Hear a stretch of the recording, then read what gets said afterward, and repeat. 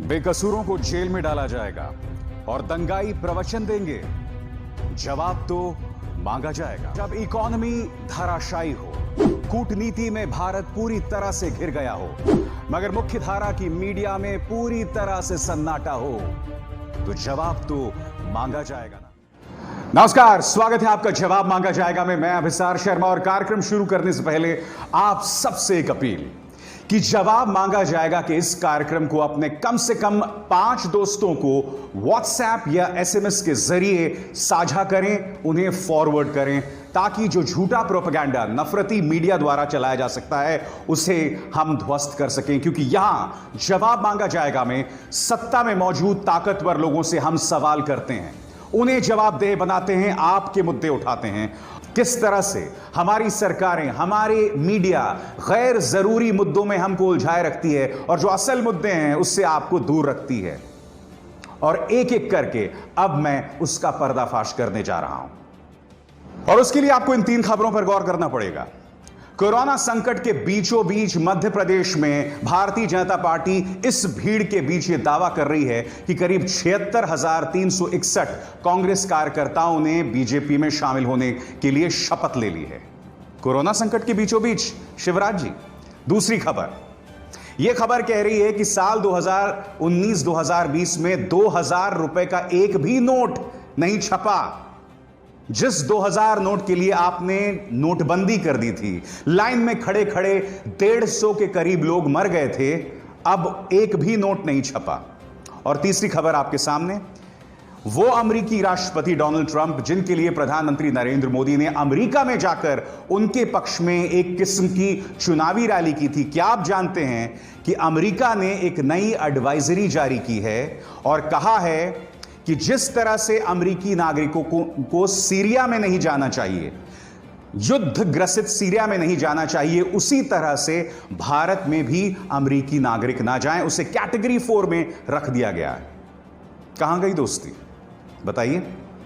और इसके जरिए हम आपको बतलाना चाह रहे हैं कि किस तरह से हमारी सरकारें हमें मूर्ख बनाती हैं। सबसे पहले हम बात करते हैं मध्य प्रदेश की। और मध्य प्रदेश की बात करने से पहले दोस्तों ये तस्वीर देखिए। एबीपी के पत्रकार ब्रजेश राजपूत ने ये तस्वीर जो है ये सामने रखी है और वो बतला रहे हैं कि शिवराज सरकार ने करीब 60 करोड़ का ये विमान खरीदा है। कुछ और आंकड़े बता रहे हैं कि इसकी कीमत करीब 100 करोड़ है। मुद्दा 60 करोड़, 20 करोड़, 80 करोड़ का नहीं है।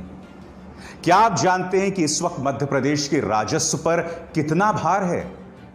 खुद मुख्यमंत्री शिवराज सिंह चौहान एक रैली में कह रहे थे कि मेरे जेब में पैसा नहीं है, मेरे खजाने में पैसा नहीं है, मगर फिर भी मैं कोशिश करूंगा। और आप क्या करते हैं? 60 करोड़ का विमान खरीद लेते हैं। कोई जवाबदेही है? बिल्कुल नहीं है। मगर जिस तरह से जनता के साथ खिलवाड़ किया जाता है ना, वो मैं आपको बतलाता हूं। क्योंकि कोरोना संकट के चलते हमें क्या हिदायत दी गई है कि हमारे शादियों में बहुत सीमित लोग पहुंचे, यहां तक कि अंत्येष्टि में, अंतिम संस्कार में भी सीमित लोग पहुंचे। मगर आप इन तस्वीरों में देखिए, हाल ही में ग्वालियर चंबल इलाके में एक बहुत जबरदस्त आयोजन किया था भारतीय जनता पार्टी में, जिसमें ज्योतिरादित्य सिंधिया मौजूद थे, मुख्यमंत्री शिवराज सिंह चौहान मौजूद थे। यह दावा किया गया कि कांग्रेस के करीब 76,361 लोग इसमें शामिल हुए हैं, बीजेपी में शामिल हुए हैं। कोरोना संकट चल रहा है, हालात कोई बहुत सुधर नहीं रहे हैं, मगर यह दावा कर रहे हैं कि 76,000 लोग जो हैं शरीक होने आए। अब ये तस्वीरें देखिए, जबरदस्त भीड़। कांग्रेस ये दावा कर रही है कि जनता सड़क पर उतर आई थी और वो ज्योतिरादित्य सिंधिया का विरोध कर रहे हैं। अब कांग्रेस के इस दावे को पुष्ट करने का मेरे पास कोई प्रमाण नहीं है। हो सकता है ये जो पूरी भीड़ है ये कांग्रेस के कार्यकर्ता हूं, मगर अगर ये कांग्रेस के कार्यकर्ता थे तो मैं कांग्रेस से सवाल पूछना चाहता हूं कि आप में और भारतीय जनता पार्टी में क्या फर्क है? मगर बात यहां नहीं रुकती। मैं आपको बताना चाहता हूं कि मध्य प्रदेश हाईकोर्ट ने इस मामले में क्या कहा। आपकी स्क्रीन पर मैं पढ़ के सुना रहा हूं। कोरोना संकट के दौर में भारतीय जनता पार्टी की सदस्यता अभियान को लेकर दाखिल याचिका पर सुनवाई करते हुए मध्य प्रदेश हाईकोर्ट की डिवीजन बेंच ने फटकार लगाते हुए पूछा है कि भारत सरकार, राज्य सरकार और सुप्रीम कोर्ट के आदेश के बावजूद कोविड-19 के संबंध में दिशा निर्देशों का पालन क्यों नहीं कराया गया। कोर्ट ने भिंड, मुरैना और ग्वालियर के कलेक्टर को इस मामले में स्पष्टीकरण देने को कहा है। साथ ही जिले के एसपी को भी 15 दिन में जवाब देने के लिए कहा गया है। और बात यहां नहीं रुकती, फैसला अदालत क्या कहती है आपके सामने। कोर्ट ने कहा, जब शादी और अंत्येष्टि समारोहों में लोगों की संख्या निर्धारित की गई है तो ऐसे में शहर में इतना बड़ा राजनीतिक कार्यक्रम की अनुमति किसने दी। कोर्ट ने यहां तक कहा कि कार्यक्रम के दौरान सुरक्षित शारीरिक दूरी कहां दिखाई दी।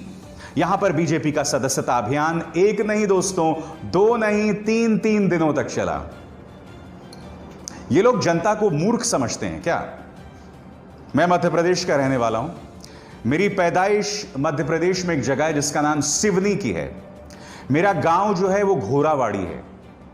मैं आपको बताना चाहता हूं, हम जो मध्य प्रदेश वाले लोग हैं ना, बहुत सीधे और सरल होते हैं दोस्तों।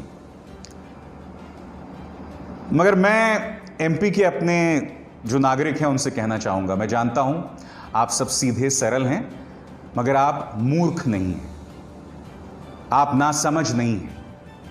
आपको कोई भी बेवकूफ नहीं बना सकता, क्योंकि आपके लिए तो दिशा निर्देश तय किए गए हैं, शादियों में, अंत्येष्टि तक में भी, अंतिम संस्कार तक में भी। मगर हो क्या रहा है कि दोहरे मापदंड यहां दिखाई देते हैं। कोई जवाब है सरकार के पास? सरकार 100 से 60 करोड़ का विमान भी खरीद रही है, सदस्यता अभियान भी चला रही है, मगर सारे नियम कानून जो हैं वो देश की जनता के लिए है। तो सरकार पहली बात इस तरह से आपको मूर्ख बनाती है। अब इस दूसरी खबर पर गौर कीजिए।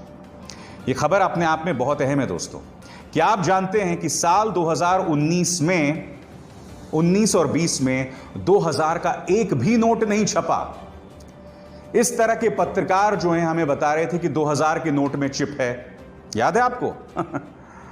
और जिस 2000 नोट के लिए लोग लाइन में लगे, धंधे बर्बाद हो गए, उस नोटबंदी के चलते आज भी हमारी अर्थव्यवस्था पटरी पर नहीं चढ़ पाई है। क्या आप जानते हैं कि रिजर्व बैंक ऑफ इंडिया का क्या आंकड़ा कहता है आपके स्क्रीन पर? साल 2018 में, मार्च 2018 में, क्या आप जानते हैं कितने 2000 के नोट थे? कुल 2000 के नोट थे 33,632 लाख। एक साल बाद यानी कि मार्च 2019 में यह आंकड़ा रह जाता है 32,910 लाख, यानी कि इतने 2000 के नोट थे। अब आते हैं मार्च 2020 में, यह आंकड़ा हो जाता है 27,398 लाख, यानी कि 2000 के नोट हैं वो लगातार कम होते जा रहे हैं। और जो खबर के मुताबिक साल 2019 में एक भी 2019 का नोट नहीं छपा। आज हम ये सवाल पूछना चाहते हैं कि बड़ी बड़ी बातें की गई थी। क्या बातें की गई थी? नोटबंदी से ये हो जाएगा, नोटबंदी से वो हो जाएगा। तो जब आप 4 साल बाद उसे छापना ही बंद कर रहे हैं तो आपने छापना शुरू क्यों किया? क्या इस देश की जनता होने के नाते आपको यह सवाल नहीं पूछना चाहिए? बात यहां नहीं रुकती है। आपको याद होगा जब अमेरिका गए थे प्रधानमंत्री नरेंद्र मोदी, तो किस तरह से ट्रंप के पक्ष में उन्होंने यह नारा लगवाया था, अब की बार ट्रंप सरकार। अब खबर क्या आ रही है वो मैं आपको पढ़ के सुनाना चाहता हूं। अमेरिका द्वारा भारत की टूरिज्म को लेकर दी गई रेटिंग पर federation of association in Indian tourism and hospitality faith ने चिंता जाहिर की है। सीधे तौर पर इसमें भारत सरकार से दखल की अपील गई है। फेथ ने अमेरिका द्वारा जारी की गई नेगेटिव ट्रैवल एडवाइजरी के मुद्दे पर हल करने के लिए कहा है। और यह नेगेटिव ट्रैवल एडवाइजरी क्या है आपकी स्क्रीन पर? दरअसल अमेरिका ने ट्रैवल एडवाइजरी में भारत को लेवल 4 की रेटिंग दी है।